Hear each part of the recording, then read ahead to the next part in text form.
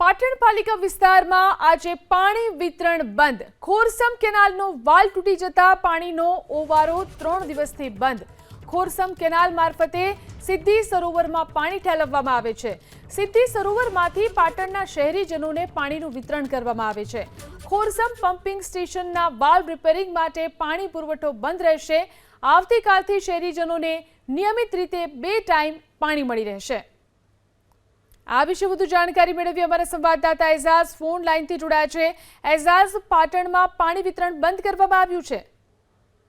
જે રીતના પાલિકા દ્વારા પીવાનું પાણી છે તે રોજે રોજ આપવામાં આવતું હોય છે, પરંતુ જે નર્મદા અને જે સુજલામ સુફલામ અંતર્ગત ખોરસમ કેનાલ દ્વારા જે પાણી સિદ્ધિ સરોવરના અંદર ઠલાવવામાં આવે છે, પરંતુ જે નર્મદાને જે સિદ્ધિ સરોવરમાં પાણી ઠલવાની જે કેનાલ છે તેનો વાલ તૂટી ગયો છે અને વાલ વગડ્યો હોવાના કારણે તેને રિપેરિંગ કરવાનો હોવાથી છેલ્લા 3 દિવસથી જે તે ખોરસમ કેનાલમાંથી પાણી આવવાનું જે બંધ થયું છે તેને લઈને સિદ્ધિ સરોવરના અંદર પાણીનો સ્ટોક કરવામાં આવ્યો, પરંતુ છેલ્લા 3 દિવસથી પાણી બંધ હોવાના કારણે જે પાણીનો જે ઘટ થઈ છે તેને લઈને આજે પાલિકા દ્વારા જાહેર કરવામાં આવ્યું છે કે આજે આખો દિવસ છે જે પીવા લાયક પાણી છે તે બંધ રાખવામાં આવશે. એટલે